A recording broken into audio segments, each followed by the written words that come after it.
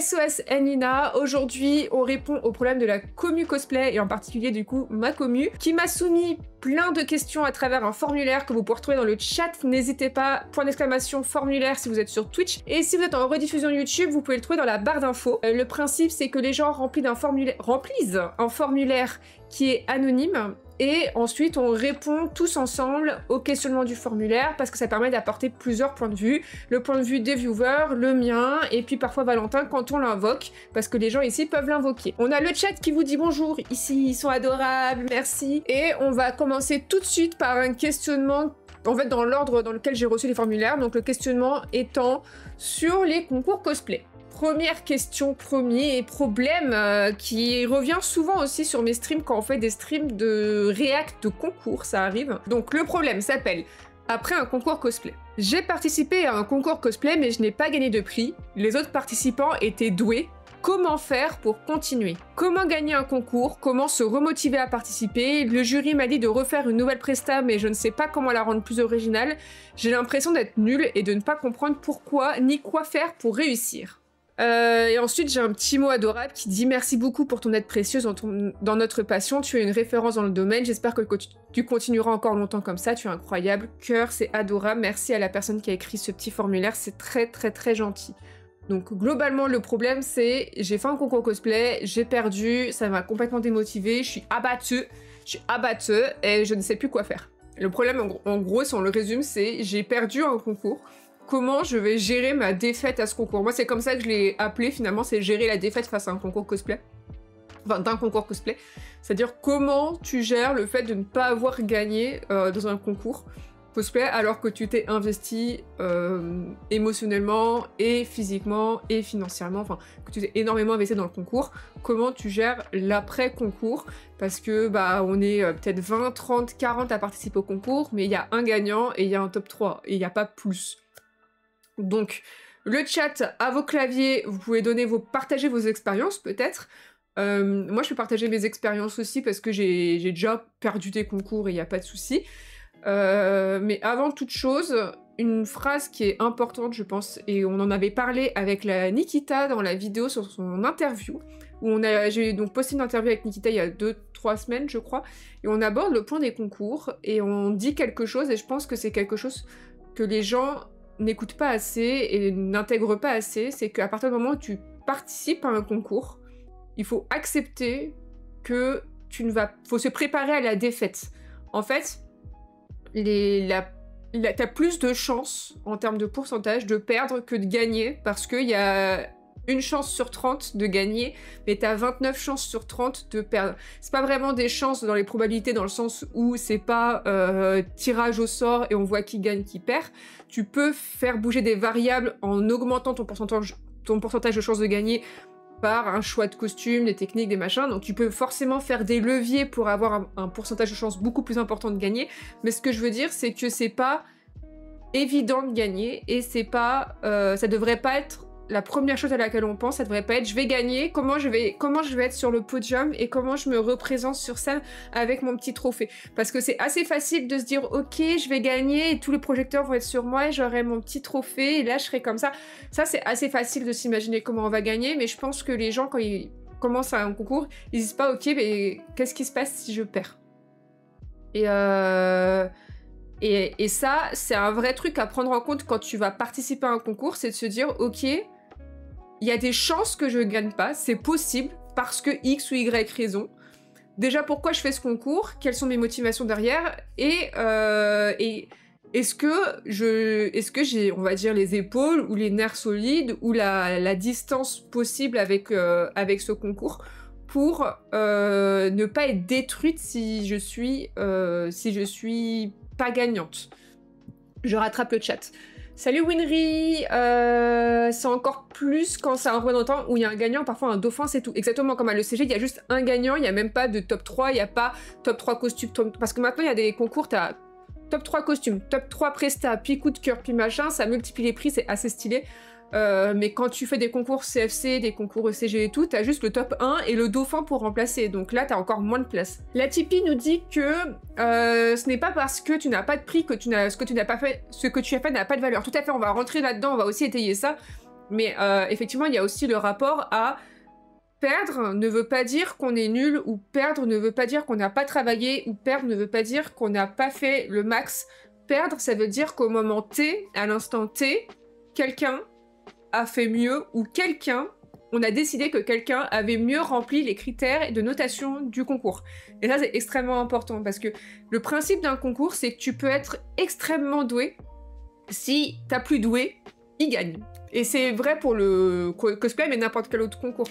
Personnellement, j'ai fait un concours pour être fonctionnaire il y a des années, et du coup, c'est pas parce que t'es très bon élève que tu as forcément ton concours, parce que tu peux être très bon élève et avoir des très bonnes notes, mais il suffit que les gens le jour J, ce soient des élèves encore meilleurs que toi t'as des 18 toute l'année, et bah ceux avec qui tu passes, ils ont des 20 toute l'année, et bah c'est eux qui vont avoir le concours et pas toi. Bah c'est un peu le même principe, et ça veut pas dire que du coup je suis nulle ou que je suis une mauvaise élève, ça veut juste dire que par rapport au nombre de places disponibles, et bah il y avait un peu meilleur que moi, ou quelqu'un qui répondait plus aux critères que moi. Je rattrape encore le chat. Je pense que quand on sort déçu d'un concours, il y a 2 étapes. Il faut digérer la déception. Et si malgré les conseils du jury, aucune idée ne vient pour améliorer sa prestation costume, il faut poser le costume dans un coin et laisser le temps d'en faire son œuvre. Le fait de mettre de côté permet de laisser la lucidité revenir, les idées, et mieux mettre en adéquation ce que le jury a dit par rapport à des nouvelles idées et qui, grâce à ce temps, auront fait leur chemin. Je suis assez d'accord aussi, Rémi. Les membres du jury lui ont dit de revoir la prestation, un point surtout ne pas oublier qui peut remonter le moral, c'est que le costume était très bien réalisé. Zuriel, c'est très intéressant parce que toi, du coup, tu dis... Du coup, tu peux voir aussi le positif par rapport au négatif, c'est-à-dire... Si on t'a dit ça, c'est-à-dire que l'autre truc, c'était bien. Et ça, c'est vrai que c'est aussi... Faut aussi comprendre le retour du jury. Quand on a un retour au jury, ça dépend vraiment des jurys. Moi, j'essaie toujours de dire des choses positives et les choses à améliorer quand je suis jury. Mais parfois, si tu veux, quand t'as 40 participants qui te demandent un retour, faut être un peu rapide, et quand on te demande un retour, tu vas être en mode, bah, je vais te dire ce qu'il faut améliorer pour aller mieux. Et du coup, certains jurys ont tendance à squeeze ce qui était bien dans le costume. Et ce qui peut être un peu dur, parce que du coup, vu que t'as une remarque, genre ça, faut faire mieux, t'as l'impression que rien n'est bien, alors qu'en fait, c'est justement un seul truc à améliorer pour que ce soit mieux. Donc ça aussi, gardez en tête que les retours des jurys, faut les comprendre et les accepter. Et surtout les accepter si vous les demandez. Si vous demandez un concours, un retour de jury, faut pas que ça vous abatte non plus, quoi. Que plus soit Nina, tout dépend de l'état d'esprit avec lequel tu montes sur scène, mais ne pas perdre de vue que ce n'est pas parce que tu perds qu'il ne faut pas se Pardon. Mais ne pas perdre de vue que ce n'est pas parce que tu perds qu'il ne faut pas se sous-estimer. En fait, je pense que déjà, comment dire, on associe trop le si je ne gagne pas, je suis nul. Alors que si je ne gagne pas, bah c'est juste qu'il y a mieux. Ce qui est pas la même chose. Déjà dans la tête c'est différent. Et si t'as fait du mieux que tu pouvais à l'instant T et que t'as donné tout ce que tu pouvais dans ce concours parce que tu t'es défoncé et t'as fait autant que tu pouvais dans les conditions de ce concours-là, c'est-à-dire dans les conditions données par le concours, mais aussi les conditions de ta vie, parce que ça se trouve t'as été malade, ça se trouve t'avais pas les moyens de racheter du tissu, il y a plein de choses autres dans la vie qui font que bah, le max que tu fais, c'est pas forcément le max de tes capacités, mais c'est au moins le max que tu peux faire pendant cette période-là.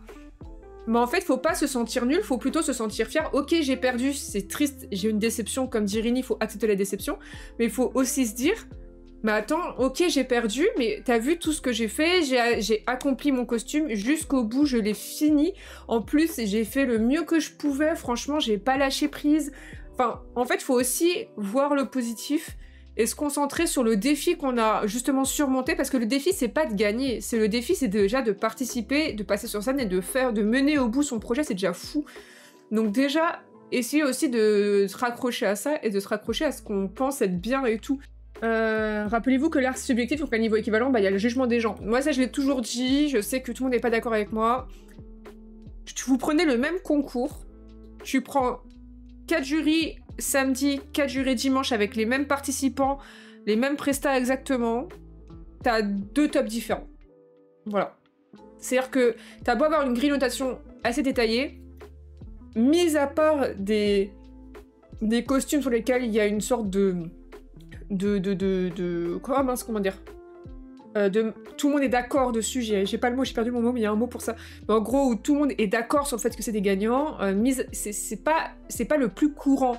Le plus courant, c'est que le top 3, et bah, si ça avait été une autre personne dans le jury, il serait différent parce qu'on a des sensibilités différentes, parce qu'on a aussi des perceptions différentes, parce qu'on a plein de choses qui sont très différentes, et c'est pas aussi objectif que ce qu'on pourrait croire.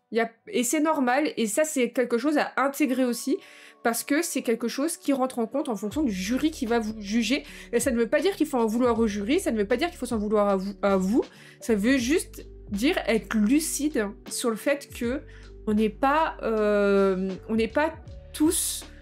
on n'a pas tous le même regard, on n'est pas tous éduqués de la même manière aux finitions, on n'est pas tous éduqués de la même manière, on n'a pas tous la même appétence peut-être pour certaines finitions ou certaines interprétations, etc. Et en fonction du jury, ça peut être très très différent ce qui va gagner. Ça, je dis pas que ça passe de tout au rien, mais un top 3, par exemple 1, 2, 3 le samedi, le dimanche, il pourrait très bien être le 3 était en fait deuxième, le 1 était troisième et le deuxième était premier. Enfin, tu vois, il y a un truc comme ça.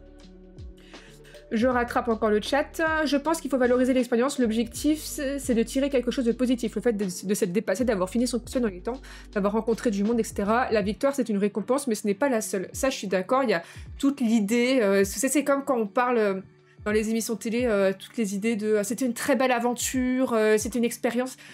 Il faut accepter qu'on participe à un concours c'est une expérience, on va dire, un défi, une aventure, et qu'en soi, ça fait partie de la récompense. Si par contre, t'as passé une très mauvaise expérience et que ça t'est vraiment une aventure horrible, bah peut-être que les concours, c'est pas pour toi, par contre.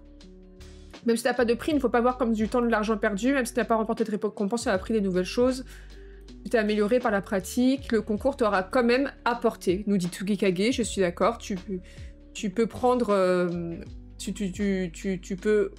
Bah ça rejoint ce que disait Ferry, mais en fait, il y a d'autres choses dans le concours à prendre comme victoire que sur scène, ton nom qui est appelé pour dire que t'as gagné. Lizzie, je plus sois soleil brûlant, quel que soit le concours, on m'a... J'ai pas le mot. Ah, on m'a un jour dit que si les jurys différents, les résultats seraient différents. Ça n'invalide pas le résultat du tout ni les compétences du jury, juste à niveau équivalent, la subjectivité ressortira forcément. Salut Brunadine. Je suis absolument d'accord avec tout ce que vous avez dit. Je vois beaucoup ça chez les jeunes cosplayers en tant qu'anga. C'est vrai que l'accompagnement du staff, la formulation des retours jury peuvent aussi jouer, mais ne pas gagner n'est pas une défaite, c'est une expérience. En plus, beaucoup d'artistes cosplayers ont perdu des concours avant d'en gagner, tout à fait. Et puis, c'est ce qu'on disait au début, le nombre de places de gagnants, il est très petit par rapport au nombre de gens qu'il y a qui participent au concours. C'est normal de ne pas gagner, en fait. C'est même plus normal de gagner que... Enfin, c'est même plus normal de perdre un concours que d'en gagner tout le temps. Parfois, il faudra tenter un concours plusieurs fois avant d'avoir un classement ou une place, mais le jour J, la concurrence est à chaque fois différente. Exactement, et il y a vraiment ça. Parfois aussi, par exemple, on veut participer à un concours et on se dit non, j'y vais pas parce que j'ai vu, genre, il y a Bidule et Bidule, c'est trop des oufs, ils vont faire mieux que moi, ça sert à rien que j'y aille, de toute façon, je vais jamais gagner. Alors, d'un, ça veut dire que je pense que tu envisages mal ton concours si la seule chose que tu envisages dans ton concours, c'est la gagne. Moi, je pense que c'est important de viser, viser haut, d'avoir de l'ambition. Quand tu fais un concours, sinon autant pas faire de concours et juste faire de la scène. Mais si tu fais un concours, je trouve que c'est important d'avoir une ambition. Par contre, c'est aussi important de chercher autre chose que de la gagne, de chercher un dépassement de soi, de chercher ses limites, de chercher un dépassement peut-être de qualité, un dépassement... En fait, faire un projet de A à Z, rien que ça c'est compliqué. Je pense qu'il faut aussi chercher autre chose que la gagne. Et dans ce cas-là, c'est beaucoup plus simple d'accepter aussi la défaite. Je rattrape le chat, je suis désolée, j'étais un peu en retard. Il faut garder en tête qu'au-delà de l'enjeu, il faut s'amuser car le temps sur scène est super court. Je comprends et je reconnais que c'est donné à fond pour avoir un classement à gagner, mais il faut surtout pouvoir s'amuser. Ça, je suis d'accord. Après, on a le droit d'être déçu. Bien sûr, on n'est pas là pour dire... En fait, on n'est pas là pour dire t'as pas le droit d'être déçu. C'est normal d'être déçu. Tu fais un concours, tu t'investis, t'as envie de gagner. C'est normal d'avoir envie de gagner et c'est normal d'être déçu. Par contre, il y a une différence entre je suis déçu et je remets en question tout mon hobby, toute ma passion, toute ma motivation parce que j'ai perdu. Dans le sens où, déjà, je pense qu'il y a des choses un peu plus graves dans la vie que de perdre un concours cosplay. Alors oui, c'est de l'investissement, oui, c'est émotionnellement drainant, il se passe beaucoup de choses et quand on fait des très gros concours, notre vie ne tourne qu'autour de ce concours-là, donc ça, je l'entends complètement. mais il faut aussi mettre de la distance par rapport à ça. On n'est que sur un concours de cosplay, il n'y a pas mort d'homme. Vous ne jouez pas votre avenir ni professionnel, ni votre avenir personnel dedans, parce qu'un concours, mis à part la gratification personnelle qu'on peut en tirer, la réalité, c'est que aujourd'hui en France, en plus, c'est pas un changement de vie de gagner un concours. Ça va pas vous rendre célèbre, ça ne va pas vous donner un travail, ça peut vous donner des petites clés peut-être quelque part, et encore, j'y crois pas. Aujourd'hui en France, ce n'est pas le cas, mais on n'est pas sur quelque chose qui va déterminer votre vie et votre passion. C'est quelque chose que vous faites par rapport à vous-même. Donc, en fait, si vous l'avez pas fait uniquement pour le prix, mais aussi par rapport à vous, votre propre gagné par rapport à vous-même, on va dire, c'est déjà la première étape. Donc on est déçu parce qu'on aurait voulu gagner et parce qu'on aurait voulu faire voilà mieux, ou on s'est dit mince, peut-être que si j'avais mieux tiré sur mon fil, enfin si j'avais mieux réfléchi à mon système, voilà, tout ça, ça peut être des sources de déception. On les prend en compte, on les assimile, on les digère, on prend le temps de les digérer. Mais on prend aussi de la distance. Ok, j'ai perdu, je suis déçue, c'est normal que je sois déçue, ça me rend un peu triste. Mais tu sais quoi, y a plus grave. Je vais réfléchir peut-être à ce qui allait pas. Et comme disait Rini tout à l'heure, si émotionnellement je suis prête, bah je regarde pour améliorer. Et si en fait émotionnellement je ne suis pas prête, ce qui peut arriver, et bah mettez de côté le costume jusqu'à ce que vous ayez fait un peu la paix et que vous puissiez revenir dessus avec un esprit clair. Échangez avec les autres participants car tout le monde a des expériences différentes qui peuvent aider à relativiser, tout à fait. Rester motivé après une session, après un concours peut être compliqué. En fait on en avait parlé une fois. Moi je pense que c'est pas la déception du concours qui fait que tu n'es plus motivé.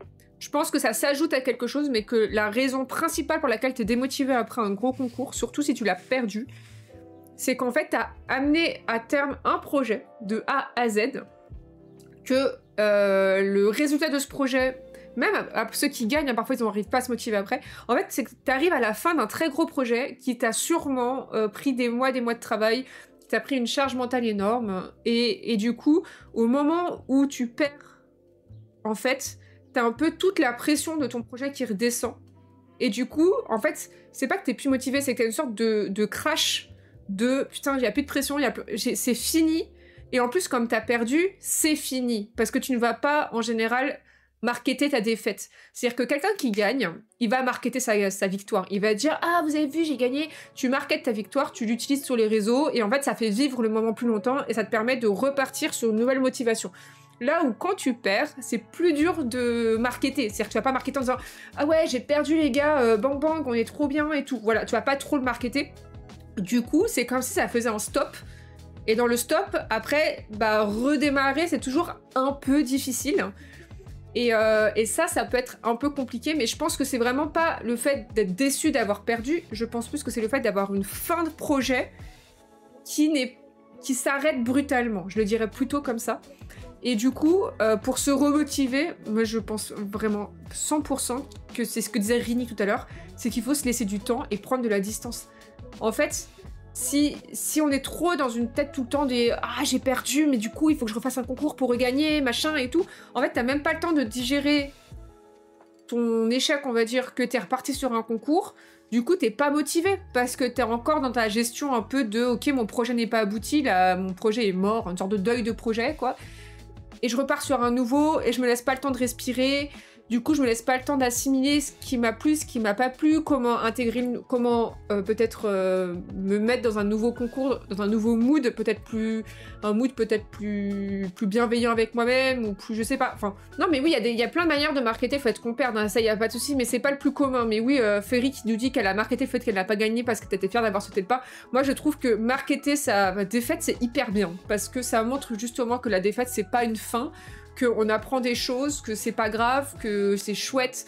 Moi, je pense que, justement, parler de sa défaite, c'est aussi important, parce que ça, comme on disait, les autres ont un autre ressenti, toi aussi, puis c'est pas parce que t'as perdu que c'est pas bien, donc... Par exemple, je sais qu'avec Koneko, on avait perdu le WCS, et genre... En fait, j'étais pas si déçue que ça, alors que j'aurais pu être super déçue parce que vraiment on avait donné des mois de travail, j'étais contente de ce qu'on avait fait et tout. Mais en fait, j'étais pas déçue parce que il y a eu plein de gens qui nous ont fait des retours sur notre presta, mais positifs, et parce que justement on l'a vendu après en mode bon bah on n'a pas gagné mais franchement c'était le plus gros projet de ma vie, la presta on a fait ci, ça, c'était un défi de ouf parce qu'en plus on vivait à 800 km l'une de l'autre donc on vit super loin, à distance on a réussi à faire ça et en fait ça a permis de prendre de la distance et de se dire on a perdu ok mais attends t'as vu tout ce qu'on a fait c'est trop stylé et du coup les gens ils ont dit ouais c'est vrai c'est trop stylé et du coup t'es pas en mode vous avez perdu vous êtes des merdes, c'est en mode vous avez perdu, mais c'est trop, on est trop fiers de vous, c'est trop bien ce que vous avez fait et tout, tu vois. Et ça, c'est hyper important. Et je pense aussi, enfin, je l'ai déjà dit, mais vraiment réfléchissez à pourquoi vous faites un concours. Il y a plein de raisons possibles, mais je pense qu'être honnête avec la raison pour laquelle on fait le concours aide à digérer sa défaite. C'est-à-dire, si vous faites un concours en disant faussement que vous faites ça juste pour l'expérience et voir ce que ça donne, mais au fond de vous, vous savez que vous faites ça parce que vous avez besoin de vous acheter une légitimité, vous allez être trop déçus parce que comme vous faites ça pour vous acheter une légitimité, en perdant, vous avez l'impression d'être illégitime. Alors que si vous savez que vous faites ça pour ça, c'est plus facile de prendre la licence en se disant ouais bah je fais ça, enfin ok bon j'aimerais, je pense que ça pourrait me donner de la légitimité, mais en vrai est-ce que j'ai vraiment besoin de ça pour être légitime? Non. C'est pas parce que t'as gagné un concours que ça te rend plus légitime ou meilleur qu'un autre cosplayer. Moi y a pas de... En fait le concours ne vous rend... Enfin, comment dire, la victoire d'un concours ne vous légitimise pas ou ne vous rend pas mieux ou vous ne starifie pas. Enfin, en fait, ça n'a pas d'impact de ce côté-là. Ce qui est important, c'est vous, votre confiance en vous et votre relationnel au hobby, à la passion. Donc, soyez honnête avec pourquoi vous participez et peut-être que si vous participez pour avoir confiance en vous, c'est que c'est peut-être pas le bon moteur.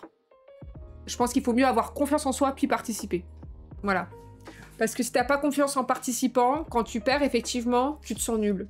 Je pense que si tu participes en te disant « Ouais, je me sens nul, mais si je gagne, ça va me prouver que je suis bonne. » Bah en fait, si tu gagnes pas, ça veut dire que t'es pas bonne, c'est ça? Tu vois, du coup, ça t'ébranle encore plus. Alors que si tu participes en disant « Ouais, ça serait trop cool de gagner, j'ai envie de me dépasser, j'ai un gros projet à faire, mais bon, en même temps, moi, je sais ce que je vaux, je sais que ce que je fais, c'est très bien, il y a des trucs d'amélioration possibles, j'aimerais au jury, mais bon, au moins, je suis fière. Si tu perds, t'es en mode, ok, bon, bah, la prochaine fois, je ferai mieux, j'ai appris ça, et c'est plus facile à digérer. Je pense qu'il y a deux cas de figure qui sont très compliqués à gérer émotionnellement. L'enchaînement des défaites, c'est-à-dire, tu fais CFC, puis ECG, puis concours régional, puis machin. Enfin, tu fais tous les concours de ta région, quoi. Et tu n'es jamais premier. Genre jamais. Et à chaque fois que tu vas avoir un retour de jury, c'est « Ouais, t'étais presque, mais... » Ça, je pense qu'au bout de la 4e, 5e fois, tu n'en peux plus. Ça, je pense qu'il y a un moment donné, émotionnellement, c'est compliqué à gérer, parce que tu te demandes ce qu'il y a toujours de manquant, tu vois. Ça, je pense que c'est un peu dur. Et je pense que l'autre truc qui est un peu dur, et j'ai oublié ce que c'était, l'autre cas des... Attendez. J'avais un autre cas dans ma tête, il m'a échappé à l'instant. Ah oui, l'autre cas que je trouve un peu dur en défaite, c'est perdre, genre vraiment ne rien avoir, et considérer, pas en source de drama, ou pas en source de mégalomanie narcissique, mais considérer que quand même, les gagnants sont moins bien que ce que t'as fait. Ce qui est très dangereux comme façon de penser parce que ça peut être très toxique et puis t'es qui pour juger que l'autre est mieux que toi alors que t'es pas juré, que t'es participant donc t'es pas objectif dessus et tout. Mais c'est déjà arrivé des concours où tu comprends pas vraiment le résultat en tant que participant, mais vraiment pas du tout. Et ça je pense que c'est dur de comprendre. Mais en même temps c'est un travail sur soi d'accepter que c'est comme ça de toute façon. Et surtout, je pense que le plus important c'est de ne jamais, vraiment jamais, remettre en question les personnes qui ont gagné des prix parce que je trouve que c'est extrêmement et toxique et révélateur quand même d'une certaine malveillance de considérer que les gens méritent pas un prix ou que les gens méritent pas leur place. Voilà. Je dirais plutôt que ce qui est dur, c'est que parfois on se dit ok, mais moi mon costume il était aussi propre, voire plus propre, pourquoi moi j'ai pas eu? Ça veut pas dire que toi tu ne devrais pas avoir, mais peut-être que moi j'aurais aimé aussi avoir. Je dirais plutôt dans ce sens-là. Je pense que on devrait pas dire machin mérite pas son prix, mais parfois ça peut être dur de se dire moi je pensais mériter un prix aussi, en plus. Voilà, je le dirais plutôt comme ça. Et ça, c'est une pensée qui arrive très souvent dans le cosplay. qui je pense est quand même assez narcissique hein, comme pensée de... mais en même temps qui est aussi humaine et qu'on a tous sûrement pensé une fois ou deux dans sa vie, enfin je pense que c'est ok, tu vois, mais il faut être vigilant avec ce type de pensée, et là je pense que c'est là où émotionnellement c'est de s'en remettre, parce que du coup tu te dis bah ça sert à rien, parce que moi je considérais que je méritais, et comme je considérais que je méritais et que j'y arrive pas, bah j'ai plus envie de refaire, voilà. Alors, je remonte. J'avoue que par contre les concours sans pression où tout ce qu'on veut c'est passer sur scène, c'est faire les autres, ça me manque tout. Ça, je suis d'accord. Enfin, après, ça arrive de plus en plus, mais des scènes libres, c'est l'idéal. C'est-à-dire, les gens qui, justement, kiffent la scène, veulent juste kiffer leur vie et tout, faire des concours ou juste des scènes libres où tu viens juste pour rigoler et passer un bon moment et tout, c'est sympa. C'était comme ça au début, moi, quand je faisais des concours cosplay. Et tu fais des prestats débiles et tu rigoles et basta. C'est vrai que ça manque parce qu'on a développé tellement l'élitisme du concours international, du concours national et tout, qu'on en a de moins en moins, et c'est dommage parce que y a des gens en fait ils kiffent juste montrer leur costume à tout le monde et c'est bien, tu vois. C'est la source de nombreux dramas cosplay, oui complètement, et en même temps c'est humain, enfin on a tous entendu des gens autour de nous, ou même nous-mêmes, on s'est peut-être surpris à penser putain bidule, moi je l'aurais jamais mis là, tu vois, et c'est là où je pense qu'il faut prendre de la distance. Déjà c'est que du cosplay, on s'en fout, tu vois, ça va pas changer, il y a des choses tellement plus graves dans la vie que savoir que, je sais pas, que Riebeck du 72, il a gagné un concours et pas toi, tu vois, enfin, franchement, il y a des choses beaucoup plus graves. Et puis, je pense que il faut pas trop se tirer dans les pattes et plutôt se concentrer sur nous, comment s'améliorer nous, tu vois. Et si vraiment on n'arrive pas à gérer ce type de pensée, faut pas faire de concours. Alors, Bronadine, après les concours sont souvent 50-50, en presta costume du coup, en tant que participant n'a pas le retour public, donc ça peut jouer dans ce cas. Un costume parfait sur ce genre de concours peut ne rien gagner si la prestation n'est pas pertinente. Oui, et puis, encore une fois, ça n'existe pas. Enfin, ça n'existe pas, un costume parfait, en vrai. Vraiment, hein, ça n'existe pas. Parce que le jury aura des avis différents, ce que un considère parfait, l'autre le considérera pas forcément... Pardon. Le considérera pas forcément parfait, etc. Et puis... C'est pas parce que le public a aimé une presta que le jury va être sensible. C'est pour ça qu'on dit qu'il y a une subjectivité et qu'en fonction du jury, on n'a pas le même résultat. Il y a des sensibilités différentes. Tous les concours sont pas 50-50 par contre. Je rappelle qu'il y a des concours qui sont 70-30, 80-20, etc. Et je pense que se dire que c'est parfait, faut pas non plus mettre ça en tête. Parce que il pourrait toujours y avoir d'autres manières de faire. Par contre, on peut considérer, moi c'est ce que je considère pour certains de mes costumes, je dirais pas qu'ils sont parfaits, je pense qu'ils peuvent être mieux faits et tout, mais par contre c'est le mieux que je puisse faire et que je ferais sur ce costume-là. Voilà. Alors, Mélisane, ce qui est horrible, c'est quand les gens te confortent là-dedans ou t'y encouragent en te disant c'est toi qui aurais dû gagner. Oui, ça c'est un vrai... Mais c'est un vrai problème de tous les concours déjà de base, et surtout les concours un peu... malgré les grilles de notation, ça reste des grilles... Il y a beaucoup de critères subjectifs dans les grilles de notation. Je rappelle qu'on a un critère de notation qui s'appelle la fidélité à l'image de référence. Une fidélité à l'image de référence qui est un dessin en 2D pour les 3/4 ou un rendu 3D semi-réaliste ou cartoon. Qu'est-ce que t'appelles dans ce cas-là fidélité à l'image de référence? Est-ce que j'ai envie d'avoir devant moi des pixels? On est forcément sur un critère subjectif, donc rien que sur ces points-là, en fonction du jury, t'auras pas les mêmes manières de marquer des points, donc bon. Et il faut vraiment pas se dire... C'est moi qui ai abordé le sujet sur... Parfois on peut avoir cette pensée-là et c'est dur de s'en remettre, mais je pense que c'est un vrai travail à faire sur soi, de descendre les autres pour se mettre en valeur. Peut-être qu'il y a un travail à faire sur nous là-dessus, de ce côté-là. J'ai tenté 3 fois le CG avant d'y arriver, la 3e fois, mais je n'ai pas tenté une année sur l'autre, donc j'ai pris le temps. Oui, c'est possible, tout à fait.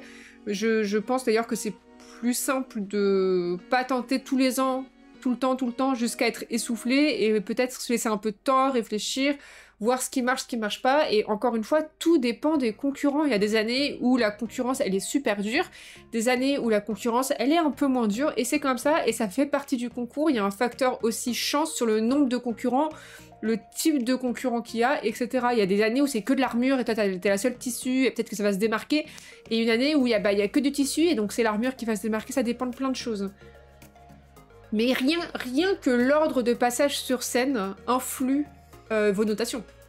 Parce qu'en fonction de qui passe avant, qui passe après, la réception de la prestation, t'auras bossé de la faire de la manière plus objective possible. Si tu passes, imaginons, tu fais une presta hyper drôle, tout le monde est mort de rire, et la personne qui passe après, elle essaie de faire une presta super triste, mais le mood, il est en mode hilar, c'est hyper dur de faire changer le mood des gens en 2 secondes comme ça, parce que c'est 2 minutes de presta.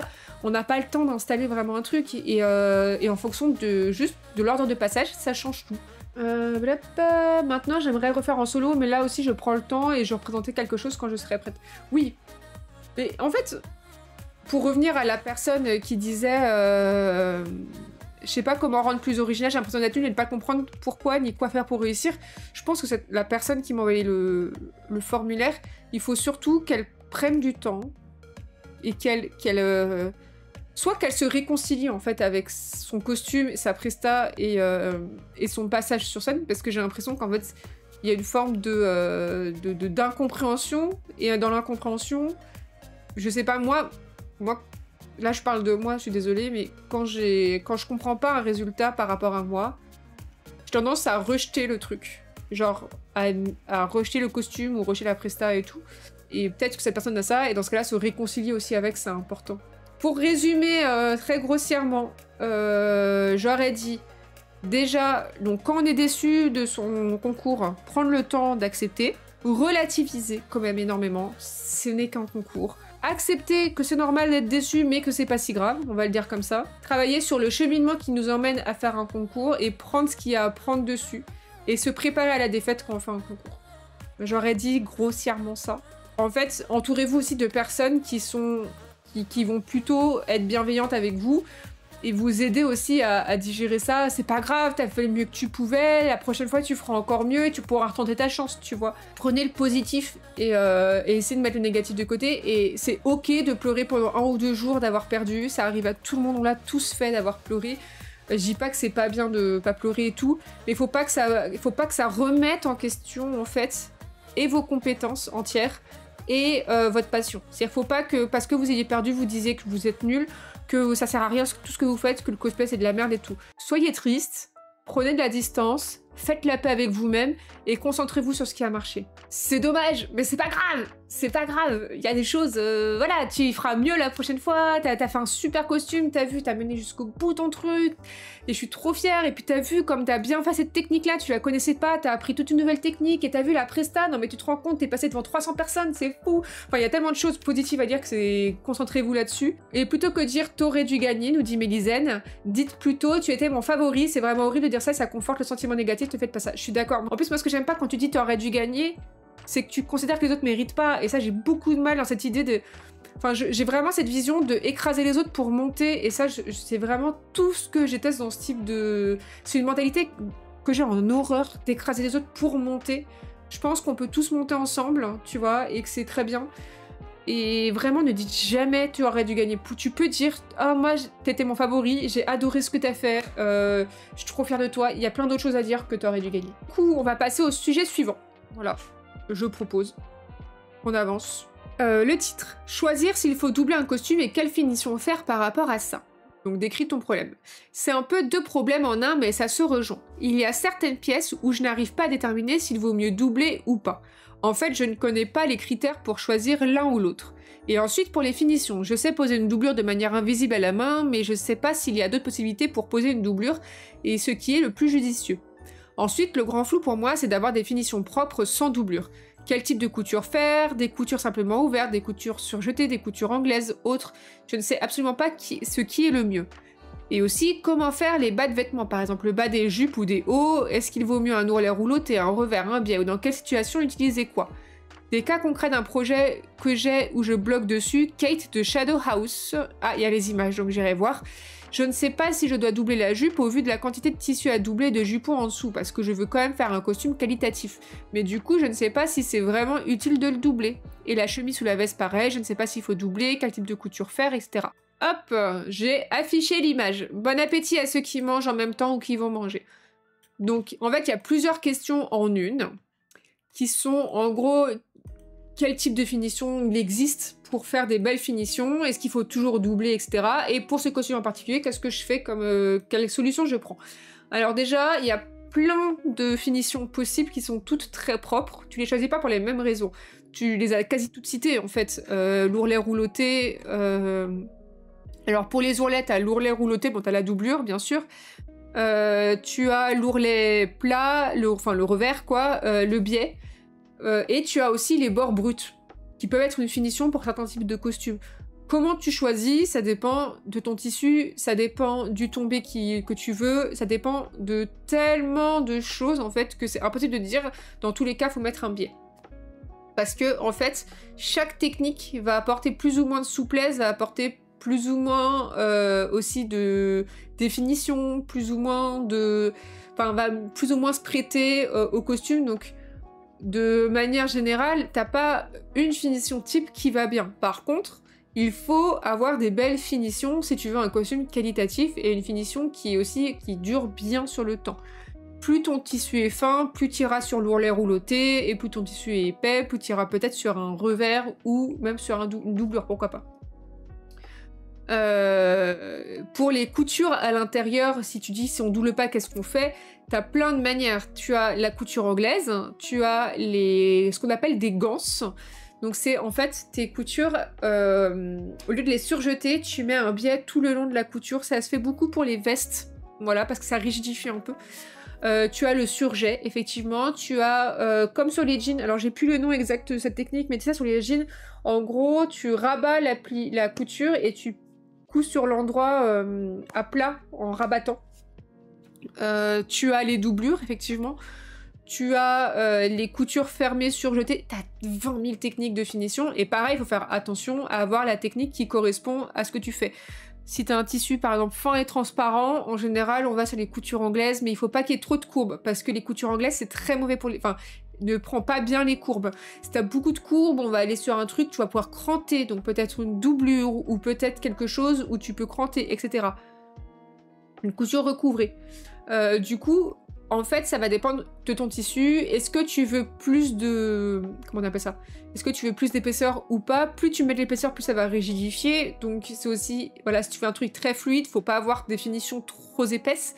C'est pour ça qu'il faut vraiment choisir la finition en fonction de ce que tu veux. Une blouse, tu auras des coutures anglaises en général dessus, par exemple. Pour donner un petit exemple, là où tu vas prendre une veste, tu vas doubler, parce que la veste, t'aimes bien qu'elle soit épaisse et tout. Si tu veux une veste plus fine, mais qui se tienne bien, tu vas ganser.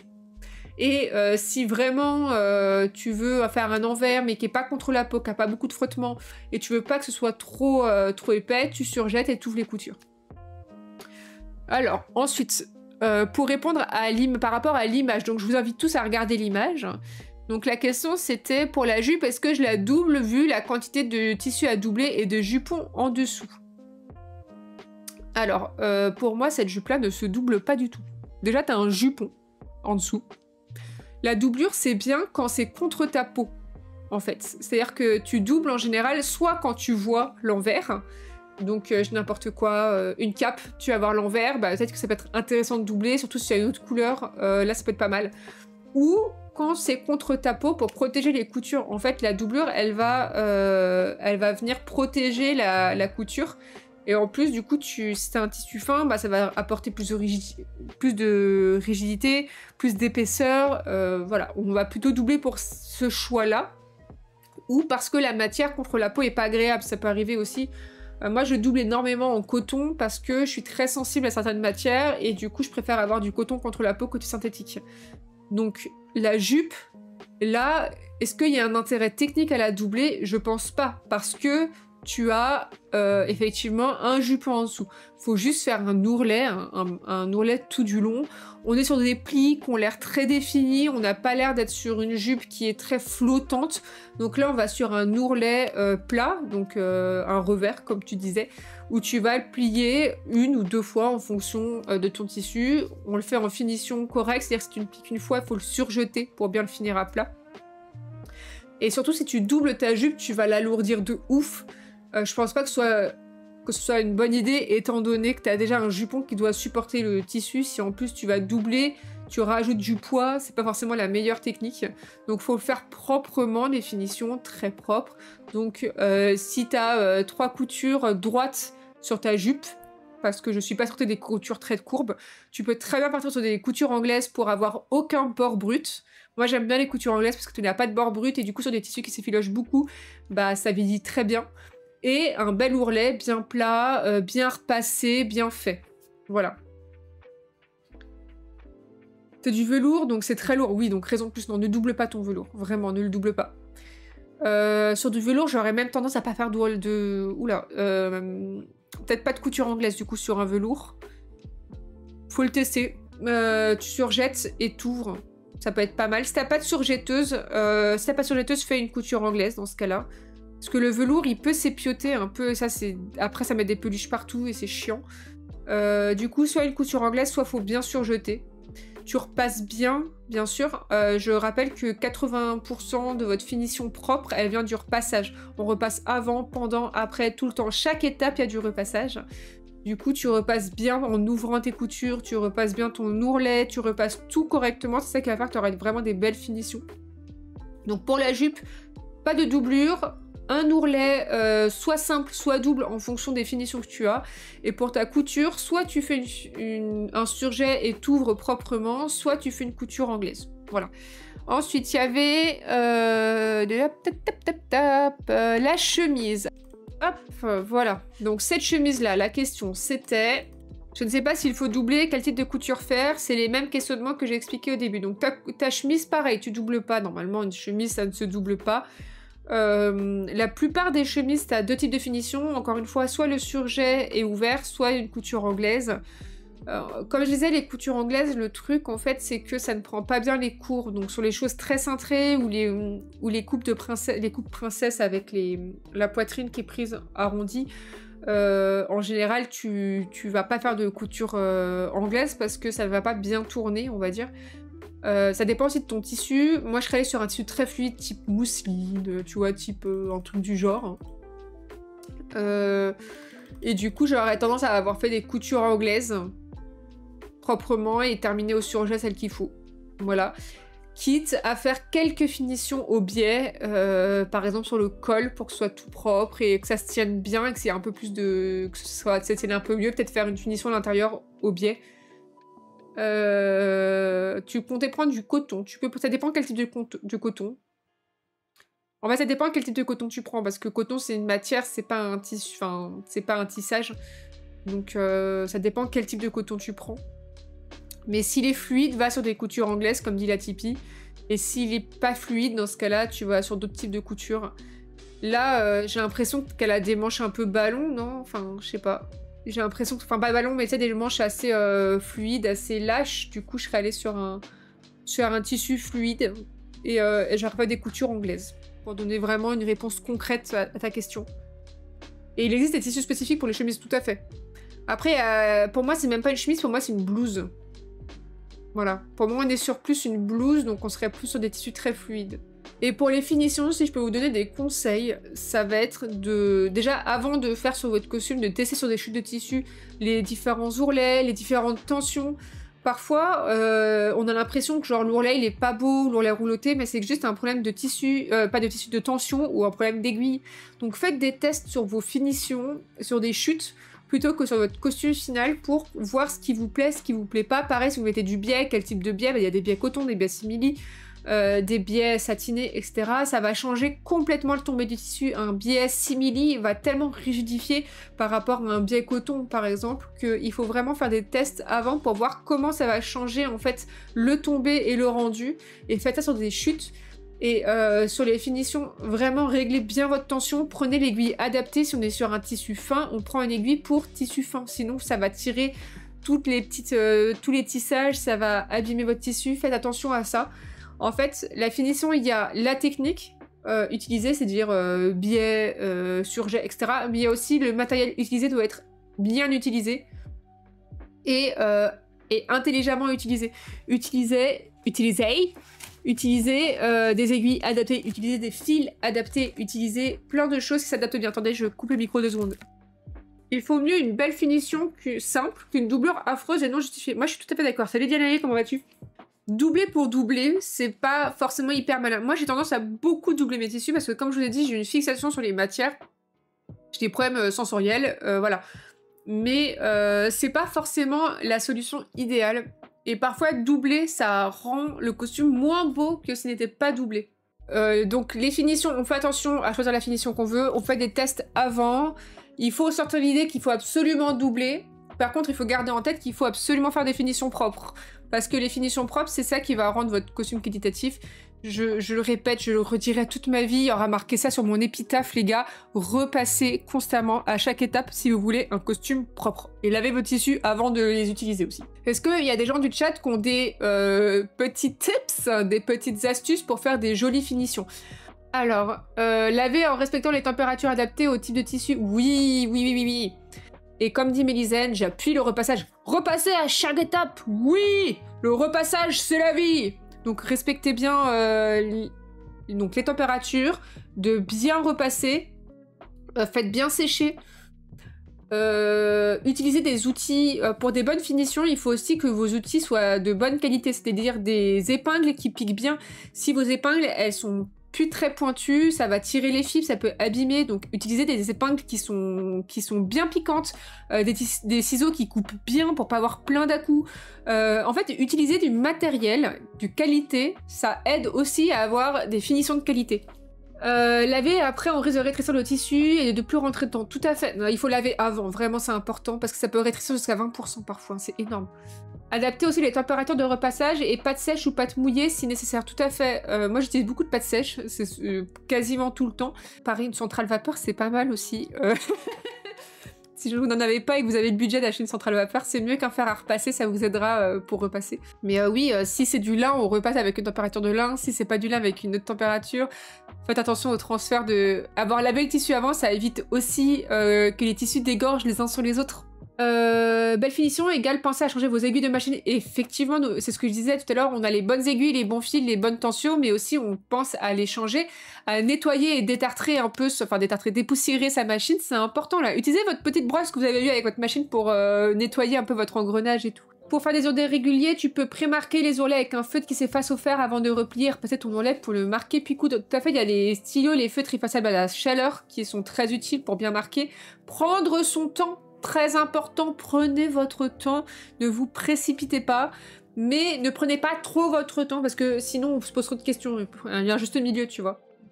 Rini dit qu'on peut bâtir ses ourlets avant de les coudre, tout à fait. Moi j'appelle ça des faux fils. Les faux fils, c'est bâtir en fait, c'est-à-dire qu'on va prendre un fil, une aiguille et on va faire des points très très larges et plutôt qu'avoir des aiguilles et des épingles, en fait on va avoir un fil, ce qui va permettre le fil d'avoir une souplesse là où en fait les épingles rigidifient de ouf votre tissu. Donc quand vous cousez, vous pouvez avoir une marge d'erreur. Le faux fil, vous allez avoir beaucoup moins de marge d'erreur, donc c'est beaucoup plus long, mais ça vous permet d'avoir des beaucoup plus belles finitions. Testez votre stylo effaçable sur des chutes, certains tissus gardent les traces même après effaçage. Oui, des traces blanches, effectivement. Comme dit Bronadine, le stylo chaleur sur le tissu rouge, ça laisse une trace blanche. L'avantage de bâtir, c'est que le fil ne crée pas de mouvement dans le tissu, contrairement à des épingles. Exactement. En fait, de toute façon, il faut toujours tout, c'est ce que je disais tout à l'heure, de tester tout sur des chutes. Hein. Il y a un moment donné, c'est votre responsabilité de vérifier que ce que vous utilisez n'abîme pas les matières que vous avez de toutes les manières possibles et inimaginables. Bah, je pense qu'on a donné plein de bons petits conseils, là. Je pense qu'on est efficace. Vous savez quoi, on va passer à la question suivante, parce qu'après, mes rediffs YouTube, elles sont trop longues. Les gars, je suis désolée. Hein. Mais je pense qu'on a donné pas mal de conseils pour les bonnes finitions. Pour les ourlets, je préfère bâtir, je trouve que ça tient mieux et je peux me concentrer sur la couture sans machine. Moi, je fais beaucoup d'ourlets à la main, déjà, de base, parce que je trouve ça reposant et effectivement, je trouve ça plus simple. Et Chevalier Déon nous remercie pour tous vos conseils, merci. Merci à tout le monde, là, vous êtes hyper actifs dans le chat, ça fait grave plaisir. Vraiment, merci beaucoup. La question suivante, ça parle de photos. Est-ce que vous voulez qu'on invoque Val pour les photos ou pas? La question, je vous lis la question et on voit si on invoque Val ou est-ce que j'invoque Val et on fait avec lui ou est-ce qu'on dit non, laisse Val tranquille, il a pas besoin d'être là. Il se prépare et il arrive. Décris ton problème. Coucou, c'est une question, un problème 2 en 1. Bien que grâce à du bouche à oreille, j'ai pu trouver quelques noms de photographes, je peine encore à en trouver. Beaucoup de noms qu'on m'a donnés sont soit en hiatus, soit ils ne prennent que leurs amis en photo. Serait-il possible d'avoir une petite liste de recommandations? Bref, suite à tout cela, je me dis tant pis, je ferai mes photos moi-même. J'ai des connaissances et au pire, j'ai toujours moyen de m'améliorer. Je commence donc à chercher des tutos ou à voir pour acheter des choses de décoration pour mon fond. Bien que réutilisable, si à un moment je souhaite m'en débarrasser, est-ce qu'il y a peut-être moyen d'en faire don pour des studios photos ou des conventions qui font des petits boosts? Donc la personne voudrait une liste de photographes et des conseils sur comment faire ses photos soi-même, en fait, globalement. Alors déjà, avant de commencer à répondre à la question, j'ai une série de vidéos sur ma chaîne YouTube qui parle de faire des photos, des photoshoots, faire soi-même et celle où prendre contact avec des photographes. Donc je vous invite vraiment à aller la regarder parce qu'elle sera beaucoup plus complète et surtout elle est plus construite que là où je vais vous répondre... Parce que moi, je réponds en impro. Hein. Je lis les problèmes au préalable pour y réfléchir dans la journée, mais je m'écris pas ce que je vais vous répondre afin de rester le plus dans la discussion avec vous et pas dérouler un truc. Ça me permet d'être beaucoup plus dans la discussion avec le chat. En fait, à la première partie de question qui est une petite liste de photographes, est-ce que tu as des recommandations? Je vais être très honnête, je n'ai pas de recommandations. En fait, je vais expliquer pourquoi, parce que c'est quelque chose qu'on me demande souvent, une liste de photographes, machin. Il y a 2 raisons principales. C'est pas du tout du gatekeep, c'est 2 raisons très valables. La première, c'est que je ne souhaite pas me porter garante pour des gens. On ne sait jamais ce qui peut se passer. Je connais pas assez la communauté photographe, mis à part mon futur mari. Mis à part mon futur mari et mes meilleurs amis, il est hors de question que je me porte garante pour des personnes que je ne connais pas complètement ou dont je ne peux pas être 100% sûre d'un comportement que je considère adéquat. Et du coup, il est hors de question que je donne des noms pour découvrir par la suite que même si ça s'était bien passé avec moi, que ça s'est mal passé avec d'autres personnes, ou que ça a mis d'autres personnes dans des situations inconfortables, voire plus graves. Du coup, je ne souhaite pas faire de recommandations pour me porter garant pour ces personnes-là. J'ai pas envie de valider des gens et qu'après, les gens qui soient validés, ils aient des comportements que je trouve extrêmement problématiques. Ça, c'est hors de question. Étant donné que je suis suivie quand même par beaucoup de jeunes, je pense que ma parole, elle a quand même un poids. Et il est hors de question que des personnes profitent, on va dire, de la crédibilité que je peux leur donner pour ensuite avoir des comportements que je trouve irrespectueux. Et les comportements irrespectueux, ça peut aller de je suis hautain avec toi » à des comportements de prédateurs, abuseurs, etc. Donc je ne me porterai pas garant pour des photographes. Et je ne souhaite pas donner, on va dire, ce pouvoir, en quelque sorte, à des gens. Parce que je veux pas rentrer dans des choses alarmistes ou quoi, mais quand on dit de brûler vos idoles, c'est une notion très importante pour laquelle je me bats, c'est qu'en fait, vous ne connaissez jamais vraiment les gens et vous serez toujours surpris à un moment donné. Il y a toujours moyen d'être déçu ou surpris, ou il y a des gens qui cachent très très bien leur jeu et on ne le sait jamais, et c'est pour ça que c'est très important de toujours garder une distance par rapport aux créateurs de contenu, etc. Et ça vaut le cas par rapport aux photographes. Pour vous donner une histoire très personnelle, moi il y a un photographe avec qui j'ai fait des photos parce que j'ai des potes à moi qui m'ont dit t'inquiète pas, il est trop cool, tu vas voir, ça va trop bien se passer. Je fais des photos avec la personne, ça se passe, mais moi j'ai un mauvais feeling, donc je ne refais plus de photos avec cette personne. J'ai eu quelques photos, je les poste, mais globalement je dis pas, j'ai un mauvais feeling. Il s'est révélé quelques mois après que le mec était un énorme pervers narcissique, que le gars était horrible et tout, et en fait, bah moi j'ai fait des photos avec parce qu'on m'avait dit qu'il était bien et parce que ça s'était très bien passé avec des jeunes amis à moi. On ne sait jamais, et en fait, elles sont tombées de haut quand elles se sont rendues compte que oui, cette personne-là était pas bien. Et bah c'est pareil, je peux pas vous donner un nom, et après me rendre compte qu'en fait ça vous a mis dans une situation délicate parce que je ne connaissais pas ce côté-là de la personne. Quack. Quack. Et deuxième raison pour laquelle je ne veux pas donner de liste de recommandations, parce que je trouve que ça met le ou la photographe dans une position pas terrible pour eux, dans le sens où vous allez aller les voir en mode bah Elena elle m'a dit que t'es sympa et qu'on pourrait faire des photos ensemble, et du coup je trouve que ça les force à accepter qu'il y a un côté un peu comme si on s'attendait à ce qu'ils disent oui, alors ça force en fait à la création, alors que ça se trouve ils ont le droit de dire non, ils ont le droit de ne pas avoir envie de faire ces photos là. Et je trouve que moi, ça me force à les mettre dans une position dans laquelle je n'ai pas envie de les mettre. Si je vous dis, bah oui, faites des photos avec Valentin et tout, et vous allez voir Valentin en disant, bah Alina, elle a dit qu'on pouvait faire des photos avec toi, du coup on fait des photos quand? bah c'est pas cool pour lui, parce que du coup, il est en mode, bah ça, peut-être que j'ai pas envie en ce moment, peut-être que ton projet m'intéresse moins. Je trouve que c'est un peu délicat comme positionnement, donc c'est les 2 raisons principales pour lesquelles je ne ferai pas de liste de recommandations. La première étant la raison la plus importante. Oui. À toi. Je vais nuancer la seconde partie, dans le sens où... Ouais. Je vais dire... Je vais pas y aller par mille chemins. À partir du moment où vous cherchez quelqu'un comme ça, j'ai envie de dire, bah déjà il faut que vous cherchiez, et de deux,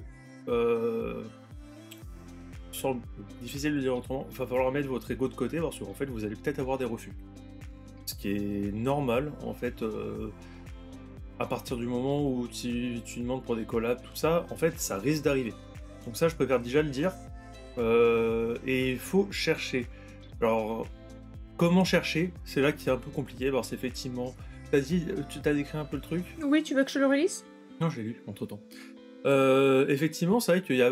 Enfin, j'ai envie de dire, il y a beaucoup de personnes, beaucoup de photographes qui sont soit en hiatus, soit qui prennent en photo que leurs amis. Bah, j'ai envie de dire... c'est... Étant photographe moi-même, je suis pas surpris.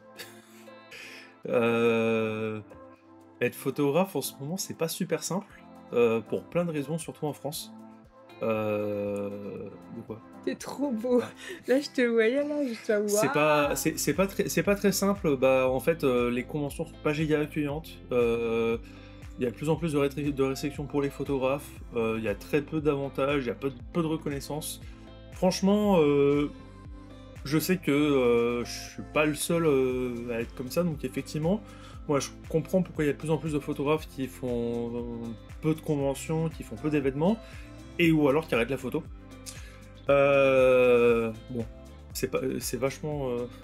je mets le bon mood indirect. Hein. Ouais, Valentin, toujours de... Nice. Ouais, faut pas... Bon, faut malheureusement être conscient de ça. Dans tous les cas, moi vraiment, c'est une méthode que je recommande. C'est tout simplement regardez les gens qui sont dans votre entourage, les cosplayers que vous connaissez, qui peuvent être dans votre coin, ou alors tout simplement qui vivent même dans le même pays, et regardez avec qui ces personnes travaillent. Ça ne veut pas dire que parce que, ça revient de Sergent Suzier, ça veut pas dire que parce que ces personnes ont travaillé avec ce photographe, ce ou cette photographe, que le ou la photographe est safe, mais ça vous donne déjà une idée du style de photo, en fait. C'est juste pour ça. Parce que chaque photographe a son style, comme chaque cosplayer a son style, donc ça, déjà, ça vous permet de voir ça. Moi, ce que je vous recommande, si vous voulez trouver des photographes, faites des conventions. Parce que, je le disais, effectivement, c'est quand même très difficile de trouver des bonnes conventions pour faire des photos, mais il y a quand même des personnes qui en font, il y a des personnes qui se baladent, tout ça, il y a des photographes qui y vont. Évidemment, certaines conventions sont meilleures que d'autres. Par exemple, pour citer, Japan Party, c'est une meilleure convention dans la région parisienne, c'est une meilleure convention pour potentiellement voir des photographes que Paris Manga. Parce qu'il y a une grosse différence de lieu. Pareil, Japan Expo, même si c'est le même lieu que Paris Manga, comme Japan Expo c'est quand même beaucoup plus grand et qu'il y a beaucoup plus de monde, vous verrez plus de photographes. Pourquoi je parle autant des conventions? Parce que les conventions, ça vous permet de rencontrer les photographes et qu'ils vous rencontrent et d'avoir un premier aperçu en public de la personne. Déjà, ça va vous permettre à vous de vous faire un avis. Pour moi, c'est vraiment important ça. Et ensuite, j'ai envie de dire, si la personne... si le photographe, le ou la photographe, vous prenez des photos avec, parce qu'ils font ça et que ça se passe bien, bah dans celle-là, vous pouvez la contacter, le ou la contacter, après pour faire des photoshoots en dehors de convention. Après, encore une fois, là c'est un truc qu'on dit, c'est pas parce que vous avez fait des photos une fois avec cette personne que ça veut dire que la personne sera ok ou toujours agréable pour le reste, donc faut toujours faire quand même un minimum attention, rester accompagné, il y a toujours de la sécurité, c'est vraiment, faut toujours être vigilant quand même un minimum. Mais déjà, vous avez un premier contact, et après ça, vous pouvez avancer à la rigueur. Et puis, Je parlais beaucoup, désolé. non, il y a pas de souci. En fait, il faut aussi se dire que, par exemple, moi, ça m'arrive de proposer des projets à Valentin qui l'intéressent pas, et pourtant, ça veut pas dire qu'il veut pas faire des photos avec moi. C'est plus que ce projet-là ne l'intéresse pas, et c'est ok que le photographe, parfois ils vous disent oui, parfois ils vous disent non. C'est pas parce qu'il vous a dit oui une fois qu'il doit dire oui à tous vos projets ou toutes vos idées. Dans le sens où il a aussi une liberté artistique, tout comme vous avez une liberté artistique de faire avec un photographe ou pas. En fait, là où le photographe a le droit de refuser de vous prendre en photo, c'est la même chose que vous avez le droit de dire non à des Oui. photographes. Ça va dans les deux sens. Comme dit Mélisène, toujours être accompagné, même en convention, c'est très important. Je suis d'accord avec Rini, c'est le photographe, quand vous allez le voir, il sait du coup aussi un peu à quoi s'en tenir, parce que les cosplayers qui viennent, qui disent pas bonjour, qui sont là, qui demandent même pas la photo, qui se mettent devant l'objectif et attendent que tu prennes une photo, bah ça veut aussi beaucoup dire sur ta manière de travailler, sur comment tu considères la personne. Et du coup, c'est important. Et dans le cosplay, le ratio fait aujourd'hui que c'est les cosplayers qui ont besoin des photographes, et pas l'inverse. Un photographe peut plus facilement trouver des modèles que les cosplayers, et encore, mais dans l'idée, du coup, c'est aux cosplayers de faire l'effort. C'est comme ça, enfin, le ratio fait que, en fait, c'est aux cosplayers de faire l'effort d'aller voir, et de aussi donner envie de travailler avec. Et donner envie, ça peut être plein de manières, parce que vous présentez un projet intéressant, parce que le costume est intéressant, parce que vous avez bossé votre lieu, votre machin. Bah, c'est comme ça, il n'y a pas assez de photographes pour que tout le monde fasse autant de photos qu'ils veulent. On va faire simple, on est dans le même cas où vous avez une fuite d'eau à la maison, c'est vous qui allez chercher un plombier, ils seront peut-être pas disponibles, mais c'est vous qui devez les chercher. Là, c'est là où je disais, pour le fait de ranger son ego de côté, il va falloir faire les démarches pour aller chercher des gens, et ça, pour le coup, enfin, je vais le dire de manière sincère, il y a beaucoup de cosplayers qui ne se rendent même pas compte, mais ils vont quand même se comporter comme si c'est eux qui me rendent un service en faisant des photos avec moi. Je vais être honnête, moi ça fait 11-12 ans que je fais de la photo cosplay.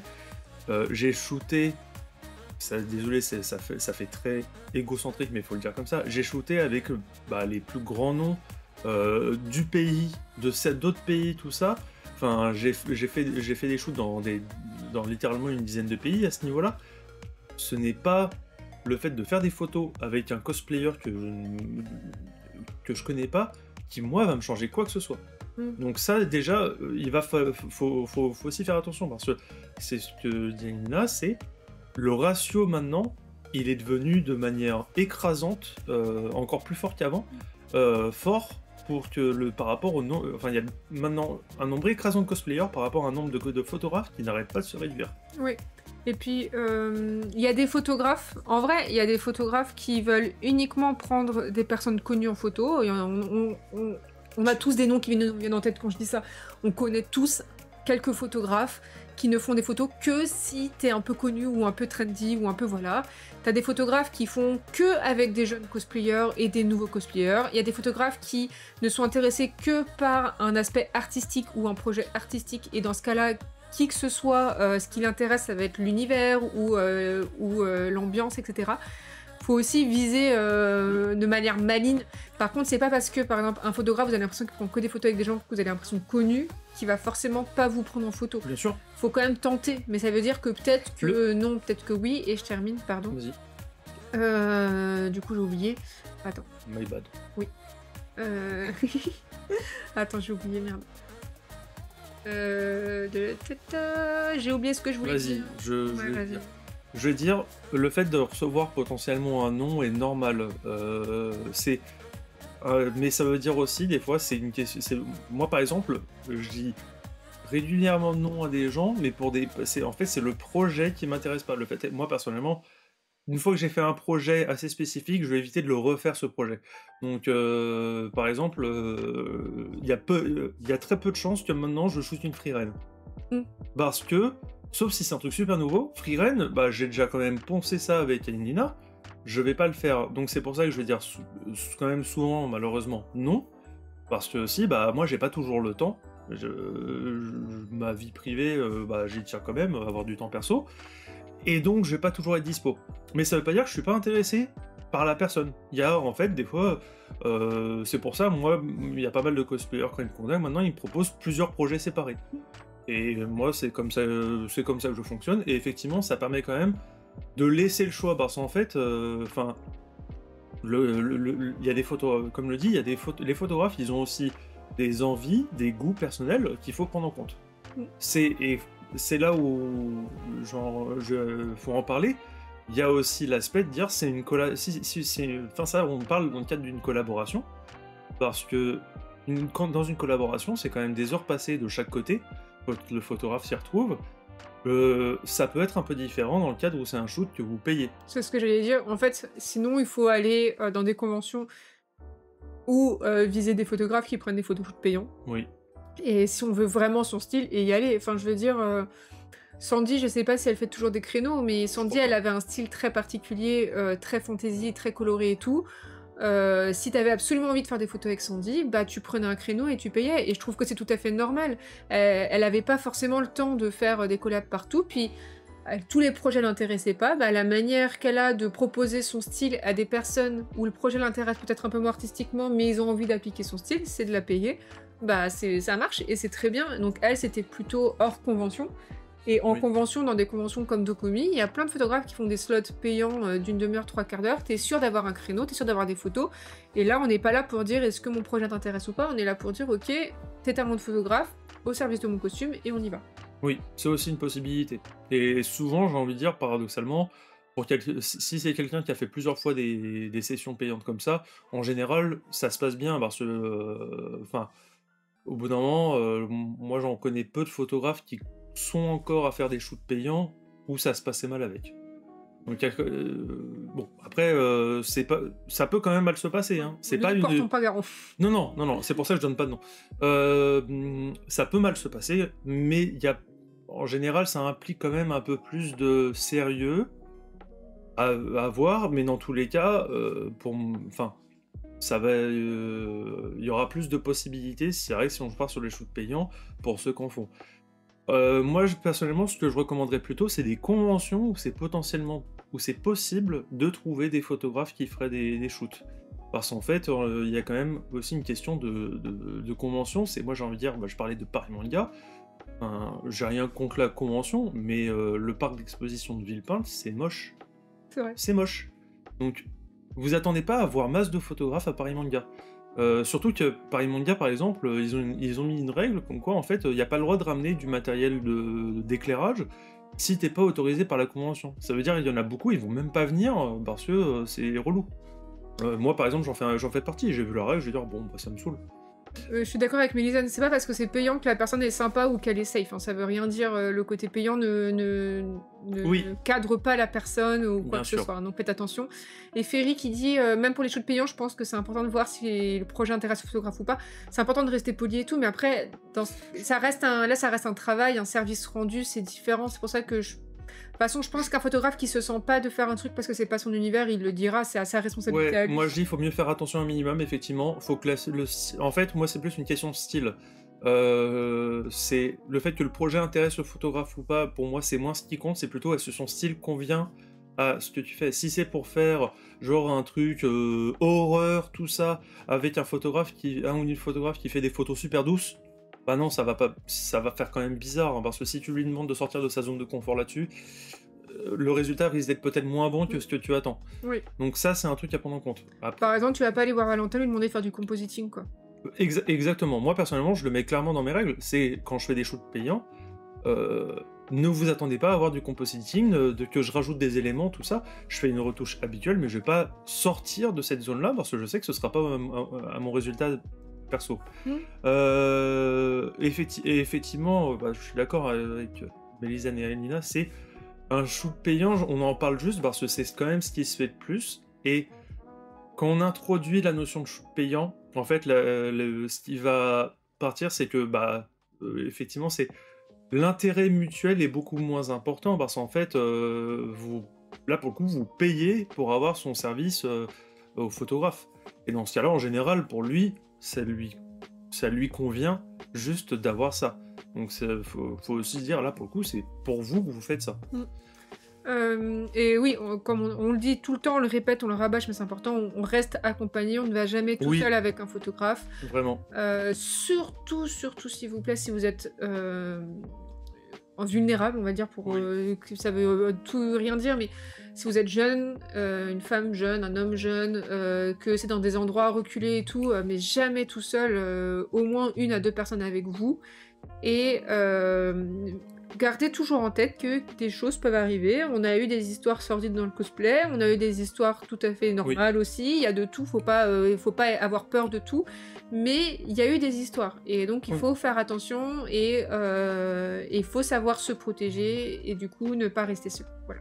Considérer un photoshoot comme une randonnée. C'est... Bah, non, mais considérer un photoshoot comme une randonnée. En général, on dit tu fais jamais ça, et puis bah, tu peux toujours tomber sur un ours en randonnée. Mhm. Et dans ce cas-là, On bah... préfère un ours aux hommes, tu te rappelles? Bah oui, on préfère un ours aux hommes, mais dans tous les cas, on préfère aussi surtout se mettre en sécurité. Oui. Donc prévenir les gens, être accompagné, tout ce genre de choses. Et pour la deuxième partie de la question... Eh ben attends, parce que moi je voulais parler des conventions. Ah, Parce qu'on n'a pas parlé des conventions du tout. Excusez-moi. Moi, je vais donner... Alors, je fais très peu de conventions maintenant. Moi, les conventions que je recommanderais, il n'y en a pas tant que ça en France. En France, je suis désolé, mais on a vraiment un gros souci avec les conventions. Vraiment.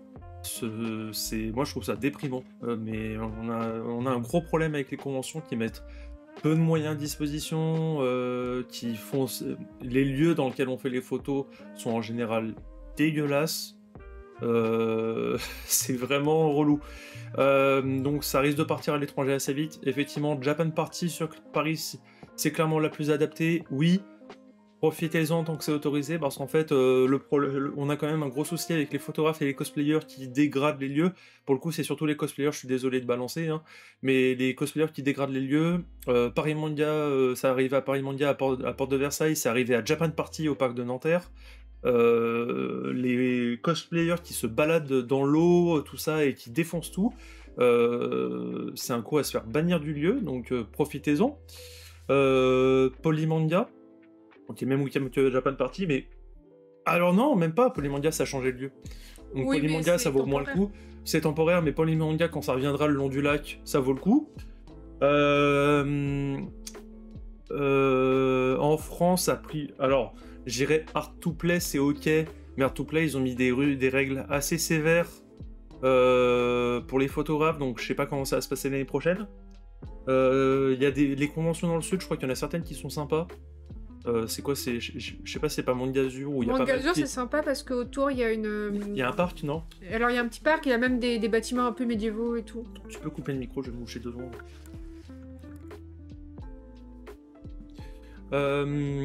En Allemagne, Art to Play c'est devenu catastrophique. Merci de ton retour, donc pas Art to Play. En Allemagne, ça avait l'air sympa, c'est Dokumi.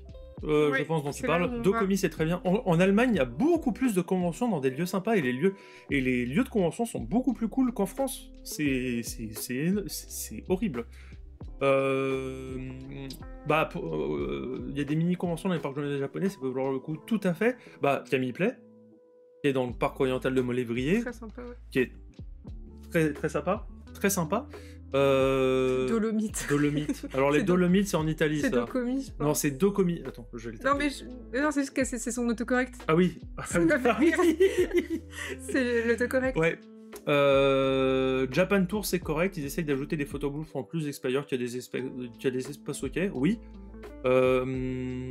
Après, il faut voir un petit peu, essayer autour de vous. Vous pouvez demander les recommandations à vos amis pour voir ce qu'ils en pensent, tout ça. Et puis vous pouvez tester des conventions photoshoot si vous avez un book. Ouais, alors je pense que vu la question qui est posée, je pense que c'est pas le cas, justement. Oui, mais bon, si jamais... Il n'y a pas que cette personne-là, il y a d'autres personnes qui ont d'autres... Oui, tout à fait. C'est effectivement, maintenant, pour moi, c'est ce que je privilégie aussi. C'est les conventions photos, c'est quand même le meilleur moment pour faire des photos. Bon, après, il faut déjà avoir un portfolio qui existe. Voilà. On passe à la deuxième partie de questions. Il y a une deuxième partie? Oui, c'est vrai, oui. Bien. En gros, elle fait des photos elle-même et chercher des tutos ou acheter des choses pour décorer les fonds, etc. Oui. Moi, j'avais fait donc, comme je disais, j'avais fait une vidéo YouTube sur prendre des photos soi-même. Ouais. Alors, je vais y répondre de mon côté rapidement et après Valentin, comme ça, il répondra. AliExpress, hein, incroyable pour trouver plein de fausses fleurs, de machins et tout. Parce que c'est les mêmes que chez Cultura et tout, mais moins cher. Oui. La foire fouille et tout ça, Aldi, c'est les mêmes que AliExpress, sauf que ça coûtera moins cher sur AliExpress, mais tu auras un délai plus long, donc ça dépend si tu as besoin d'un délai ou pas. Sinon, toutes les brocantes, tous les vides-greniers et tout pour trouver des décos, des mobiliers, des machins et tout, c'est incroyable. Oui. Et les brocantes, ça pollue pas? Pas hésiter à demander autour de soi, est-ce que t'as pas ci, pas ça, machin, et on se prête les uns les autres pour pas avoir tout à prendre. Bien d'avoir un groupe où chacun a un peu des trucs comme ça, on se prête et c'est sympa. Aller fouiller chez ta grand-mère et ton grand-père, c'est pas mal, hein, ou tes parents. Pour les fonds et tout, moi j'ai tendance à acheter dès qu'il y a des promos sur des coupons pas chers, j'en achète parce que c'est par 3 mètres et du coup je fais des étendues et tout, et des trucs, des dentelles, des machins. Dès que c'est en 70% coupon, il coûte 2 €, tu prends. C'est super pour faire des drapés, des superpositions et tout. Ouais. Je pense faire hors sujet par rapport à la question. Non, parce qu'elle dit où acheter les choses de décoration. C'est un prof, hein, vous avez vu, il est en mode. T'es hors sujet sur la question. On va mettre on va copier-coller le texte et on va demander aux gens où est le. Où est... Non, mais le fais pas. Bah si. Non, mais pas toute la question, mais la seconde partie. Je vous mets dans le chat, voilà. JPP. Tension dans la villa. Je vais aller dans le confessionnal, là, c'est pas possible. C'est sous-entendu, voilà. Merci, chérie. C'est sous-entendu, donc c'est pas explicite. Donc, mince. Bah, du coup, j'avais raison. Je sais pas, je vois pas s'il y a vraiment une question dans l'énoncé. Merci. Bah, du coup. Moi, je dis rien, je respecte ma hiérarchie. Les deux ont raison. Mais du coup, ça veut dire que les deux ont raison. Ok, ça. J'ai donné une solution alternative. On a la chance d'avoir quand même maintenant des studios photo cosplay qui pop. Alors, je crois que non, je dis ça, on en a 2 en France. On en a un en région parisienne, je ne sais plus le nom. Qui est vers. J'ai dissocié. Le truc à. C'est pas à Pantin-Antony? Et j'ai complètement dissocié. Bah, fait par la convention qui a fait les gens qui ont fait Antonyme. Par Axedo. Oui. Mince, je ne connais plus le nom, je suis désolé. Donc, il y en a un, et il y en a un autre maintenant qui est vers Metz, je crois. L'entre-deux quelque chose. Ouais, désolé. Hein. C'est Jean-Michel à peu près. Le mariage est sauvé, Bibou, regarde. Oui, c'est bien. Le mariage n'a pas encore eu lieu. C'est pour ça, donc, oui, mais c'est pour ça qu'il est sauvé. Oui. Alors, je crois que le plus gros maintenant qu'on a proche de la France, ce sera en Belgique, c'est Lens Odyssey. Après, là, je crois que la différence, c'est que c'est faire des photos dans le studio. Tu payes pour une séance photo, ça veut dire que tu payes pas pour louer le studio. Ça veut dire que tu as les photos, le photographe est imposé. Donc, il faut aussi Warship Studio. Exactement, c'est ça. Et je crois que c'est l'entre-deux Lateya ou quelque chose sur Metz. Moi, je crois que c'était entre-deux. Non, l'entre ANTRE. L'entre-deux quelque chose. Ah, pour moi, c'était comme. Oui, je sais, l'entre-deux. Non. Qui aussi font des. Je crois que c'est eux qui font des setups avec Lovecraft. D'accord. Donc voilà. Par contre, pour le sud, vous êtes. Tant pis, hein. Chais. Non, dans le sud, il n'y a pas. Pour moi, c'est une possibilité. Parce que comme ça, t'as pas besoin de faire tout le setup. L'entre de Taleya, oui, c'est ça, effectivement. Moi, ce que je vais juste dire, c'est en vrai, le meilleur moyen, sauf si vous avez beaucoup d'espace, tout ça, le meilleur moyen, c'est d'essayer de faire des shoots dans des lieux dédiés et de leur demander et de faire les photos là-bas, tout en respectant du lieu, tout ça, pour pas attirer les foudres sur le cosplay de manière générale. Faites ça, ce sera beaucoup plus dans l'ambiance, tout ça. Il y a quand même des lieux qui sont cool, qui sont ok. Par exemple, nous, on a fait des photos récemment dans la salle, pas la salle d'attente, mais dans l'accueil d'un escape game. Ça s'est très bien passé. Demandez autour de vous Mais tout seul, c'est plus dur. des... Parce que là, la personne, elle était pour l'autoportrait. Bah, ça rejoint la première question, même.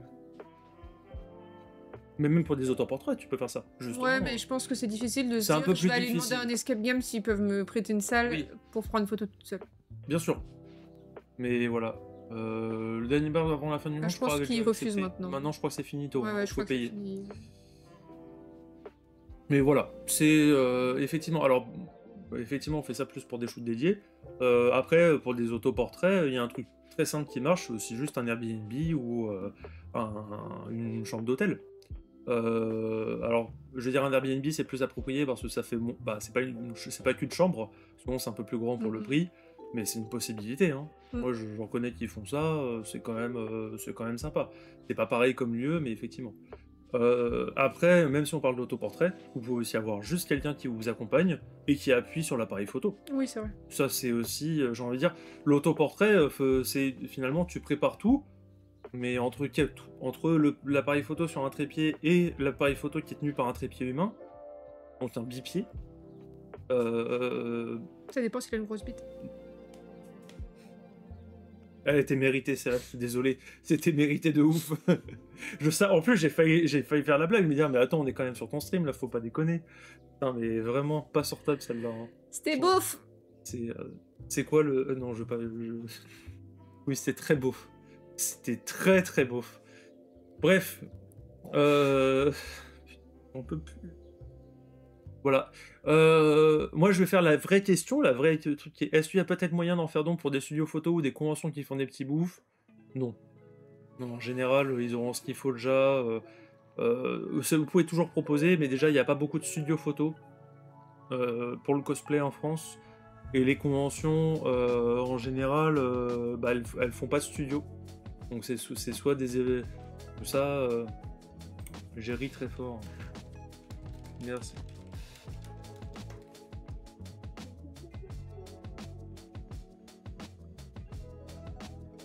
Mais c'est du génie, mais c'est... Non, c'est même pas du génie, j'ai failli la faire aussi. C'est juste que t'es beau. Il est jaloux parce que j'ai fait la blague et pas lui. Oui, bon. Voilà. Voilà. Bah, je pense que même on va arrêter le stream là.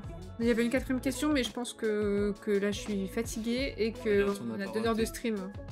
On n'a pas raté des trucs. Normalement non, moi j'avais regardé et tout va bien. Est-ce que vous avez des questions dans le chat? C'est le moment de poser les questions avant qu'on éteigne le stream. Pour des fonds, des tissus, c'est très bien. Pour faire des drapés, tout ça, acheter des tissus pas trop chers, c'est bien parce que ça permet tout de suite de changer. Oui, je l'ai dit. Oui, bah voilà. Les conventions fantastiques médiévales, oui, c'est une solution. Souvent, il y a des décors un peu sympas. Moi, c'est effectivement là, je regarde les conventions potentielles. Ah, il y en a qui sont bien, mais en Italie, Lucca et Rimini, deux styles complètement différents, qui sont c'est très sympa, très joli. C'est pas de la pub, mais en Allemagne, alors, et ce sera surtout à Vienna Comic Con, ça commence à faire loin pour la France. Hein. À Vienna Comic Con, ils ont carrément plein de studios photos à thème qui sont très sympas. Et on va dire la boîte, le groupe qui fait ça, ils sont allemands, ils font aussi d'autres conventions. Donc ils sont aussi à Docomi, tout ça. Donc ils font des studios photos qui sont dans la convention, c'est quand même très cool. Mais en France, malheureusement en France, c'est un peu compliqué hein, maintenant.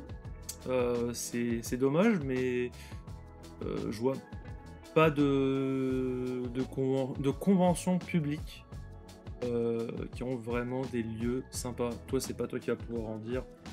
Non, Parce que t'en fais pas. Je m'en fous. Oui, accessoirement. Mais oui, dans tous les cas, j'insiste toujours la sécurité. On va dire faites attention, mais aussi n'hésitez pas à aller chercher des photographes, à les contacter, à voir avec qui travaillent les gens pour voir le style et ensuite ça devrait bien se passer quand même. Hein. Parce qu'on insiste sur la sécurité, ça veut pas dire que pour le coup vous allez, on va dire ça va mal se passer à chaque photoshoot. Mais il faut mieux prévenir et il faut mieux faire attention au cas où. Merci Elda. Ah oui, Harajuku c'est sympa, effectivement. Harajuku à Paris, qui est pas mal, même si de ce que j'ai cru comprendre, il y a les mêmes problèmes que Japan Party. J'ai l'impression qu'il y a des cosplayers qui se sont fait reprendre parce qu'ils faisaient des conneries dans le parc. Donc j'espère qu'ils auront toujours le droit de faire des photos.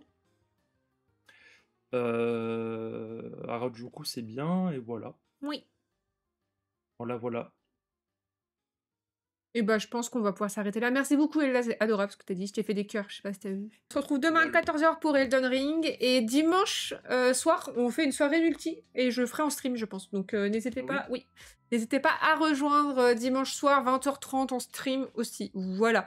On sera en multi avec plein de gens, dont Soleil Brûlant qui est dans le chat. Valentin, il sera obligé, qui est là. Et d'autres, ça va être très sympa. Donc ça va être super, avec Malo, Perséphone et tout, donc ça va être très chouette. On va peut-être moyen qu'on fasse un Codenames en plus, ça serait sympa. Donc voilà. Je vous fais d'énormes bisous, merci à tous, et à bientôt, à demain du coup. Bisous bisous. Fais des bisous.